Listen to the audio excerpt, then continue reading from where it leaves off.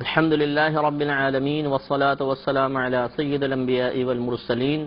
اما بعد فاعوذ باللہ من الشیطان الرجیم بسم اللہ الرحمن الرحیم۔ سورہ ہود کی تقریباً 61 آیات کی تفسیر مکمل ہو چکی ہے۔ 61ویں آیت میں آخر میں اللہ نے ارشاد فرمایا، یعنی ہود علیہ السلام کا یہ قول ہے جو اللہ نے نقل فرمایا کہ ان ربی قریب مجیب۔ یہ صالح علیہ السلام کا قول تھا کہ ان ربی قریب مجیب، کہ بے شک میرا رب قریب ہے، مجیب یعنی دعا سننے والا ہے۔ تو اللہ کے قریب ہونے کا کیا تصور ہمیں رکھنا چاہیے، اس کی ہم وضاحت کر رہے تھے کہ ایک قرب جسمانی لحاظ سے ہوتا ہے، ذاتی لحاظ سے ہوتا ہے۔ یہ قرب اللہ کے لیے محال ہے، اس لیے کہ اللہ تعالیٰ کا کوئی جسم نہیں، وہ اپنے ذاتی اعتبار سے کسی کے قریب نہیں،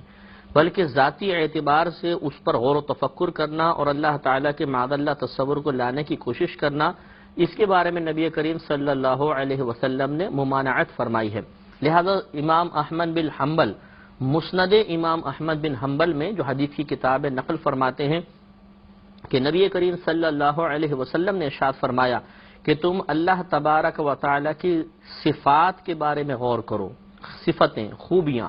ان کے بارے میں غور کرو، اللہ کی ذات کے بارے میں غور نہ کرو، اسی لیے کہ کوئی عقل اللہ تعالیٰ کی ذات کا ادراک نہیں کر سکتی، یعنی اللہ کی ذات کو نہیں جان سکتی، اس کا گھیراؤ نہیں کر سکتی ہے،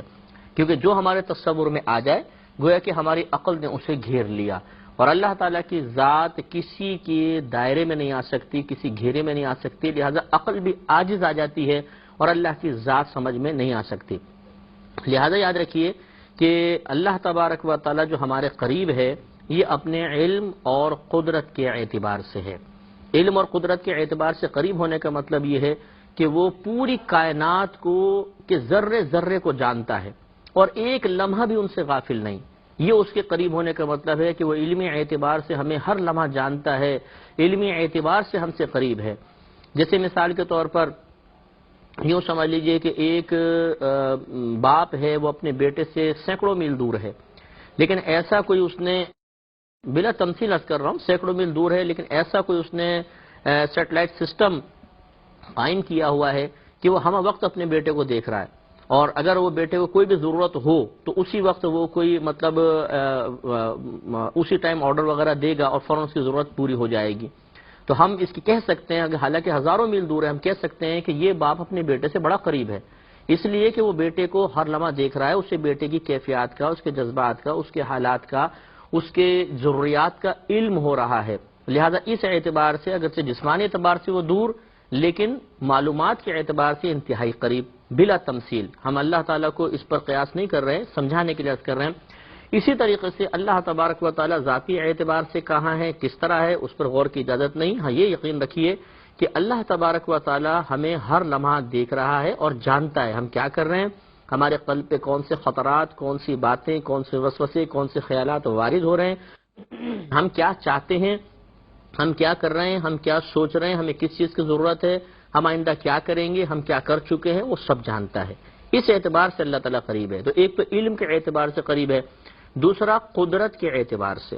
قدرت کے اعتبار کا مطلب یہ ہے کہ وہ ہر چیز پر قادر ہے، ہر طرح کا تصرف کرنے پر قادر ہے، ہر طرح کا معاملہ، ہر طرح کا کام کرنے پر قادر ہے۔ مثال کے طور پہ مجھے ایک ضرورت ہے، میرا رب یہ بات جانتا ہے کہ مجھے اس کی ضرورت ہے، تو وہ لمحے سے بھی بعید ہے کہ ہم لمحے کا بھی حساب کریں، وہ میری ضرورت پوری کرنے پر قادر ہے، اس اعتبار سے وہ قریب ہے۔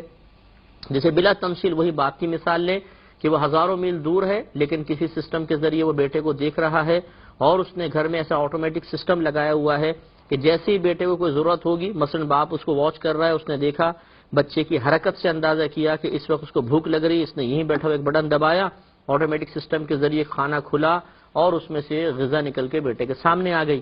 تو یہ اب ہزاروں میل دور باپ ہونے کے باوجود ہم یہ کہیں گے کہ دیکھو یہ تصرف کے اعتبار سے بیٹے کے بڑا قریب ہے، جیسی بیٹے کو ضرورت تھی فوراً اس کو چیز دے دی۔ اسی طریقے سے بلا تمثیل اللہ تبارک و تعالی ہمارے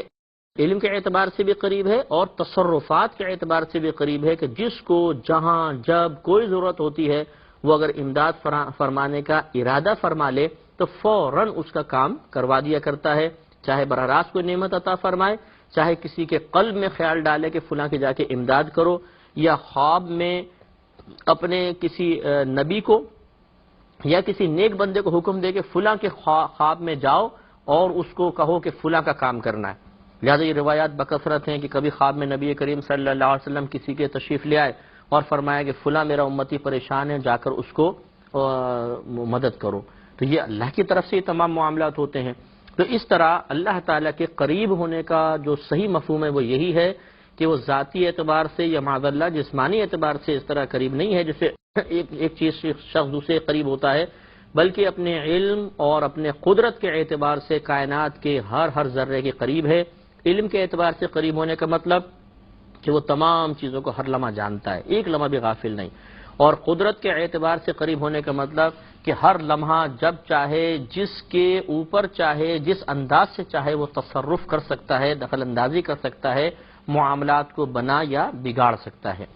اس اعتبار سے انہوں نے فرمایا کہ ان ربی قریب مجیب، بے شک میرا رب قریب ہے، دعا قبول کرنے والا ہے۔ تو اگر وہ بظاہر تمہیں نظر نہیں آتا، تمہاری آنکھیں اسے دیکھنے سے قاصر اور عاجز ہیں، تو یہ مت سمجھو کہ اللہ تبارک و تعالی یہاں موجود نہیں۔ ان بتوں کو جسمانی اور ذاتی اعتبار سے قریب موجود دیکھ کر تم یہ سمجھو کہ قریب چیز کی ہی عبادت کرنی چاہیے اور جو نظر نہیں آ رہی اس کی نہیں کرنی چاہیے، غلط ہے۔ کمال یہی ہے کہ بظاہر ایک ذات قریب نہ ہو جسمانی اعتبار سے یا ذاتی اعتبار سے، لیکن وہ تمہاری ہر حاجات کو جانتی ہے، ہر دعا قبول کرنے والی ہے اور ایسا تصرف فرمانے والی ہے کہ وہ جہاں چاہے، جب چاہے، جس انداز سے تصرف کر سکتی ہے۔ تو اسی طاقت و قدرت رکھنے والی ذات پر ایمان لانا چاہیے۔ اب اتنا سمجھانے کے باوجود قالوا، انہوں نے کہا، یا صالح قد كنت فینا مرجوا قبل هذا، اے صالح اس سے پہلے تو تم ہم میں بڑے اچھے معلوم ہوتے تھے، بڑی تم سے امیدیں رکھی جاتی تھی۔ یعنی گویا کہ انہوں نے کہا کہ پہلے معاذ اللہ ایسا نہیں تھا کہ حضرت صالح علیہ السلام ان کے ساتھ بتوں کی عبادت کرتے تھے، بلکہ اعلانیہ طور پہ نبوت سے پہلے کا معاملہ کہ اس سے پہلے تو تم نے کبھی ہمیں بتوں سے منع نہیں کیا، تو ہم تمہیں بڑا اچھا گمان کرتے تھے۔ اتنہانا ان نعبد ما یعبد آباؤنا، کیا تم ہمیں روکتے ہو اس کی عبادت کرنے سے کہ جس کی ہمارے آباء و اجداد عبادت کرتے رہے ہیں؟ یہ ہے وہ اندھی تقلید، یہ ہے وہ غلط پیروی جس کی قرآن پاک نے جا بجا مذمت فرمائی، اور قیامت تک کے لیے ہر اس مقام پہ اس پیروی کی مذمت کی جاتی رہے گی جہاں خاندانوں کے اندر کوئی غلط رسومات قائم ہوں اور آگے لوگ اس کی پیروی اس وجہ سے کر رہے ہوں کہ جی ہمارے باپ دادا ایسے کرتے چلے آئے ہیں۔ جیسے معاذ اللہ بعض مقامات پر بچیوں کی شادی قرآن سے کروا دی جاتی ہے، یہ بالکل غلط اور ناجائز طریقہ ہے، لیکن وہ کیا جواب میں بولیں گے اگر آپ منع کریں؟ جی ہمارے آباء و اجداد سے ایسا ہی ہوتا چلا آیا ہے۔ بعض فیصلے وہ لوگ، بعض ایسے مقامات ہیں کہ وہ آپس میں ہی فیصلہ کرتے ہیں اور بالکل خلاف شرع طریقے سے کرتے ہیں، لیکن جب انہیں کہا جائے کہ شریعت کے طریقے کے مطابق آپ فیصلہ کیجئے، جواب یہ ہوتا ہے جی ہم نے اپنے آباء و اجداد کو اسی پر پایا، ہم یہ رسم اختیار کر کے رکھیں گے۔ تو ہر ایسی رسم جو قرآن اور حدیث کے خلاف ہو، اگر بالفرض وہ آباء و اجداد میں چلتی چلی آ رہی ہے، تو یہ ہمارے لیے سعادت ہوگی کہ ہم ان غلط رسومات کے جاری سلسلے کو روکیں، اور اس کے بعد اب ہم ایک ایسی رسم کی بنیاد رکھیں جو عین قرآن و حدیث اور شریعت کے مطابق ہو، تاکہ آنے والے اس رسم کو بنیاد بنا کر اس پر چلیں کہ ہمارے آباء و اجداد نے ایسا کیا ہے۔ تو آباء و اجداد کو چاہیے، ہر خاندان میں بڑوں کو چاہیے کہ وہ ٹھنڈے دل سے غور کریں کہ ہم کون سی رسومات اپنی آنے والی نسلوں کی طرف منتقل کر رہے ہیں۔ اگر یہ غلط ہے تو یاد رکھیے آپ کے لیے انتہائی بہت بڑا گناہ جاریہ ہے، کیونکہ آپ نے اس کی بنیاد رکھی، آپ نے اپنی انانیت کے لیے، اپنے بڑے پن کو باقی رکھنے کے لیے ان رسومات کو قائم رکھا۔ ٹھیک ہے، چھوٹے اطاعت کر لیں گے، وہ کہیں گے کہ چلو ٹھیک ہے ہمارے والد صاحب نے، ہمارے دادا نے، ہمارے نانا نے، ہمارے آباء و اجداد نے ہمیں ایسا کہا تھا، تو وہ اس کو اختیار کر لیں گے۔ آپ کو وقتی طور پہ قلبی سکون بھی ملے گا، ایک برتری کا احساس بھی ہوگا، آپ کو خوشی اور طمانینت بھی محسوس ہوگی، لیکن میدان محشر میں کیا ہوگا؟ اللہ تبارک و تعالی اور اس کے رسول کریم صلی اللہ علیہ وسلم کی فرما برداری کو فراموش کر کے، ان کے احکامات کو نظر انداز کر کے پھر یہ تصور کرنا کہ اب مجھے بڑائی حاصل ہو گئی اور میں نے بڑا کو کمال کیا، یہ انتہائی غلط تصور ہے۔ یہ حقیقتاً بڑائی نہیں ہے، یہ بڑائیاں وقتی طور پہ دنیا میں ہر باطل شخص کو حاصل ہوتی رہی ہیں۔ فرعون کو دیکھ لیجئے، کتنے ہزار برس اس نے حکومت کی اور وہ بڑے ٹھاٹ کے ساتھ رہا، لیکن آخر ایک دن انجام دردناک ہوتا ہے۔ لہذا ہر شخص کو اپنے خاندان میں ان رسومات کے اوپر غور و تفکر کر کے ایک علمی لحاظ سے اور عملی لحاظ سے جہاد کرنا چاہیے اور ان رسومات کو ختم کر کے صحیح پاکیزہ رسومات کو قائم کرنا چاہیے. لیکن وہی بات کہ پہلے ہمارے پاس اتنا علم ہونا چاہیے کہ جو ہمارے خاندان میں رسومات رائج ہیں وہ خلاف شرع ہیں یا شریعت کے تقاضوں اور دائرے کے مطابق ہیں، شریعت کے تقاضوں کے مطابق ہیں، شریعت کے دائرے کے اندر ہیں. اور اس کے لیے بہترین طریقہ یہی ہے کہ جو آپ کے خاندان میں رسم و رواج قائم ہیں ان کی ایک فہرست بنا لیجئے کہ ہمارے خاندان میں یہ بھی ہوتا ہے، ہمارے خاندان میں یہ ہوتا ہے، ہمارے خاندان میں یہ ہوتا ہے، بچیوں کے بارے میں یہ نظریات ہیں، شادی کرنے کے بارے میں یہ خیالات ہیں، فیصلے کرنے کے بارے میں یہ ہمارا طریقہ کار ہے. یہ لکھنے کے بعد آپ کسی مستند عالم دین ایک بڑے مفتی کے پاس وہ چیزیں بھیج دیں اور ان سے فیصلہ طلب کریں کہ قرآن و حدیث کی روشنی میں بادلائل ہمیں بتایا جائے کہ ہمارے طرز عمل درست ہیں یا غلط. اب وہ اگر قرآن و حدیث کا فیصلہ آپ کے سامنے پیش کریں اور وہ آپ کو اپنے آباء و اجداد کے خلاف نظر آئے تو بالکل ڈسہارٹ ہونے کی ضرورت نہیں ہے، اس کو انا کا مسئلہ بنانے کی ضرورت نہیں ہے. جو اللہ اس کے رسول نے فرمایا وہ مقدم ہے، اسے بلند رکھنا ہے. یہ نہیں کہ اس کو نظر انداز کر کہیں کہ نہیں ہم اپنے باپ دادا کو غلط کوئی کہہ سکتے ہیں، بس انہی کے طریقے پہ چلیں گے. یہ غلط طریقہ ہے اور یہ طریقہ کفار کا طریقہ ہے، مسلمان کی یہ شان نہیں. یہی وجہ ہے کہ جب نبی کریم صلی اللہ علیہ وسلم نے تبلیغ دین کا فریضہ سر انجام دیا تو جو آپ پر ایمان لانے کی سعادت حاصل کرنے میں کامیاب ہوئے، انہوں نے یہ جملہ نہیں کہا کہ ہمارے آباء و اجداد تو کچھ اور کرتے رہتے ہم ایسا کیوں کریں، بلکہ انہوں نے ہر اس رسم کو ترک کر دیا، ہر اس عمل کو چھوڑ دیا، ہر اس سوچ کو فراموش کر دیا، ہر اس فکر کو ختم کر دیا کہ جس کو نبی کریم صلی اللہ علیہ وسلم نے خلاف اسلام قرار دیا. تو بالکل آپ کی اطاعت کی طرف مائل ہوئے. ہمیں بھی یہ طریقہ اختیار کرنا ہوگا، اسی میں نجات ہے. اور پھر وہی پوائنٹ نازک سا مسئلہ ہے، بہت ہی نازک یہ موڑ ہے جو سوچ کو بدل سکتا ہے کہ آپ اگر کسی چیز کی بنیاد ڈال کے چلے گئے اور وہ غلط ہے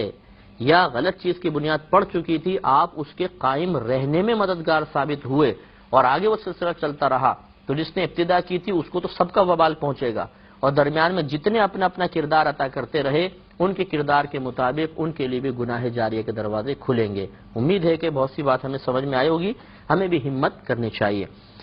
وَإِنَّنَا لَفِي شَكٍّ مِّمَّا تَدْعُونَ إِلَيْهِ مُرِيبٍ. انہوں نے بعد میں کہا اور بے شک ہم ایک بہت بڑے دھوکہ ڈالنے والے شک میں ہیں اس چیز کے سبب جس کی طرف آپ ہمیں دعوت دے رہے ہیں. گویا کہ انہوں نے کہا کہ جس کی طرف آپ دعوت دے رہے ہیں نا وہ ایک بڑا شک ہے، اس میں ہمیں بہت بڑا شک ہے جو دھوکہ دینے والا ہے. تو ہم مطلب ایک ایسا ہمیں شک پیدا ہو گیا، وسوسہ پیدا ہوا کہ گویا کہ ہمیں بہت بڑے دھوکے میں مبتلا کیا جا رہا ہے، لہذا ہم آپ کی اطاعت نہیں کریں گے. قال حضرت صالح علیہ السلام نے فرمایا یا قومی، اے میری قوم، ارأیتم، ذرا تم یہ بتاؤ، یہ رائے دو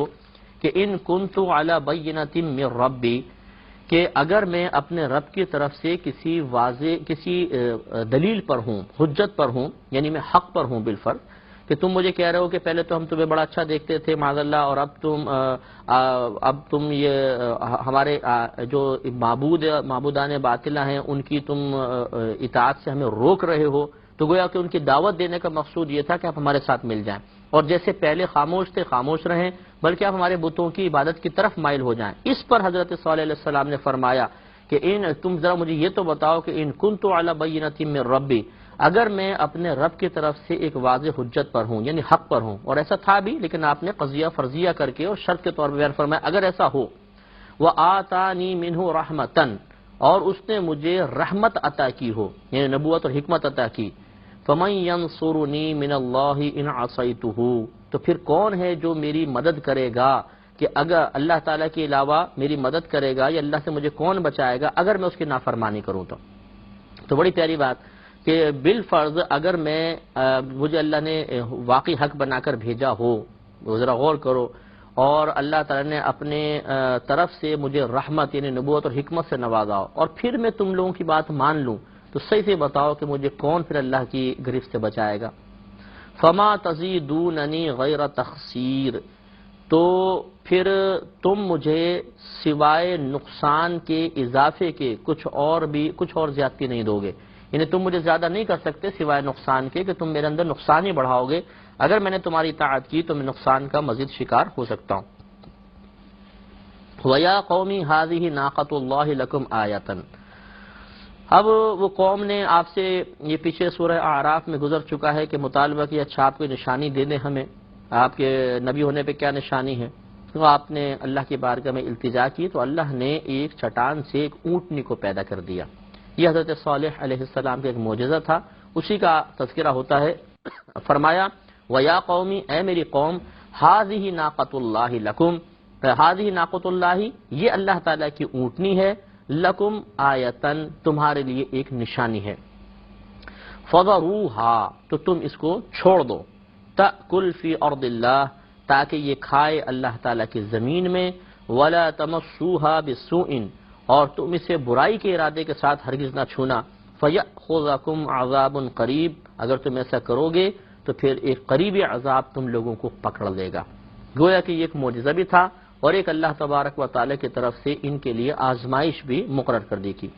فَعَقَرُوهَا، تو انہوں نے اس اونٹنی کی کونچے کاٹ دیں، کونچے مطلب پاؤں کے نیچے کے جو رگے ہیں وہ رگے کاٹ دیں، جس سے خون بہا اور اونٹنی پھر وفات پا گئی تھی۔ فَقَالَ تَمَتَّعُوا فِي دَارِكُمْ ثَلَاثَةَ أَيَّامٍ، جب یہ معاملہ دیکھا تو حضرت صالح علیہ السلام نے اللہ تعالیٰ کے حکم سے ان سے فرمایا کہ تم اپنے گھروں میں 3 دن تک مزے کر لو، عیش کر لو۔ ذَلِكَ وَعْدٌ غَيْرُ مَكْذُوبٍ، یہ ایک ایسا وعدہ ہے جو جھوٹا نہیں ہے، یہ جھٹلایا نہیں جائے گا، یہ ایک ایسا وعدہ ہے، یعنی 3 دن بعد تم پر ضرور عذاب نازل ہوگا۔ تو کہتے ہیں کہ روایت میں آتا ہے کہ پہلے دن جو ہے ان کے چہرے زرد پڑ گئے، دوسرے دن سرخ ہو گئے اور تیسرے دن سیاہ پڑ گئے۔ جب سیاہ ہوئے اس کے بعد ان پر عذاب نازل ہوا۔ منگل کے روز جو تھا یہ پہلا دن تھا، پھر بدھ کا روز پہلا تھا، پھر جمعرات اور جمعے کے روز ان کے اوپر عذاب نازل ہوا۔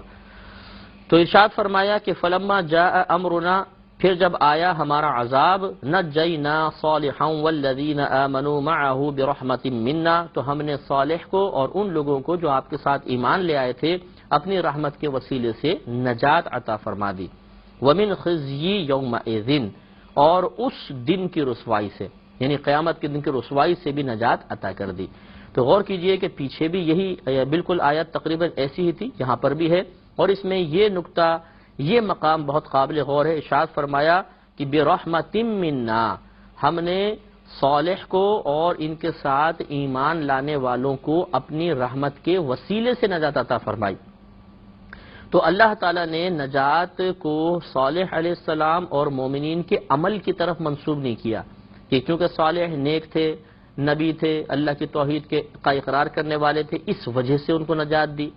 یا جو ایمان لے کر آئے انہوں نے ایمان لانے کی سعادت حاصل کی، اپنی قوم کی مشقتوں پہ صبر کیا تو بڑا کام کیا، اس کام کی وجہ سے اللہ نے ان کو نجات عطا کی؟ نہیں، بلکہ اللہ نے عمل کے بجائے فقط اپنی رحمت کو بنیاد بنایا کہ ہم نے اپنی رحمت سے ان کو نجات عطا کی۔ اور یہی بہت ہی بہترین پوائنٹ ہے جو ہمیں ہر قسم کی عجب و خود پسندی سے بچا سکتا ہے۔ عجب و خود پسندی کا مطلب یہ ہوتا ہے کہ ہم کسی صفت کو، کسی اچھے عمل کو اللہ تعالیٰ کا کرم نہیں بلکہ فقط اپنا ذاتی کمال تصور کریں، یہ ایک بری صفت ہے، اور اس پر انشاءاللہ تعالی ہم کلام کریں گے اپنے اگلے پروگرام میں۔ بہت ہی امپورٹنٹ چیز ہے، ضرور سماعت فرمائیے گا۔ وآخر دعوانا ان الحمدللہ رب العالمین۔